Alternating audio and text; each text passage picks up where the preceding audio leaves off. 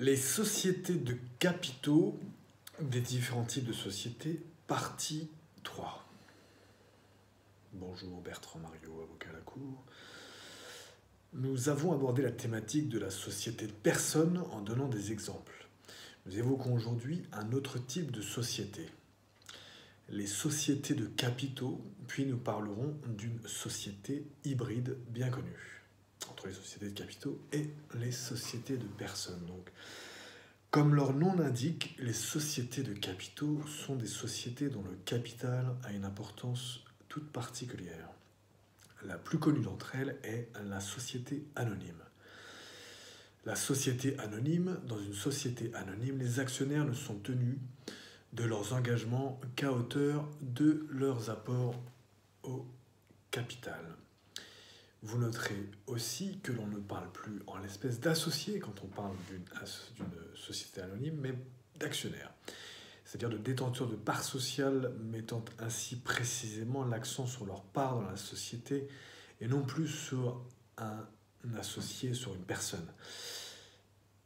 La société en commandite par action maintenant, qui est une autre forme de société de capitaux. Une autre forme de société de capitaux, donc, est la société en commandite par action. La société en commandite par action est constituée d'actionnaires commandités et d'actionnaires commanditaires. Comme nous l'évoquions pour les autres types de sociétés en commandite qu'offre le droit luxembourgeois à les sociétés commerciales, c'est un des avantages intéressants du droit luxembourgeois. Dans ces sociétés, il y a donc deux types d'actionnaires, les actionnaires commandités et les actionnaires commanditaires. Les actionnaires commandités sont responsables indéfiniment et solidairement, tandis que les actionnaires commanditaires ont une responsabilité limitée. La société à responsabilité, est-ce que c'est une société hybride? Parce que ça reste aussi une question intéressante. Nous parlons parfois de sociétés donc hybrides pour désigner les sociétés à responsabilité limitée. La société à responsabilité possède en effet à la fois des caractéristiques de la société de personnes. On parle d'associés, non d'actionnaires, et ils sont peu nombreux. Enfin, en droit luxembourgeois, ils sont quand même 100 maximum. Et transmission des parts sociales encadrées par le droit. La transmission donc, des parts sociales est encadrée par le droit. Et des caractéristiques maintenant de la société des sociétés de capitaux.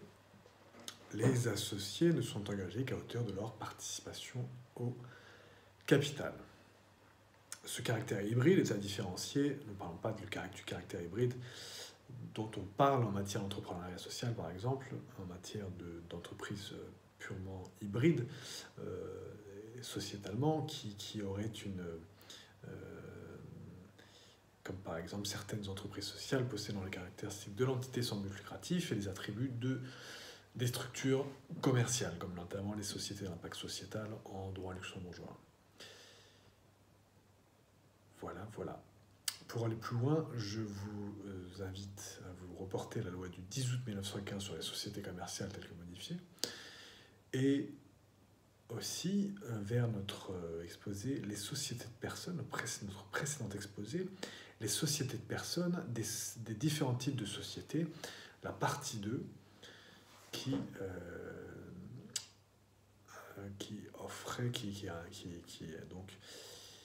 parlait en un peu plus de détails des sociétés en commandite. C'était dans ce cadre-là.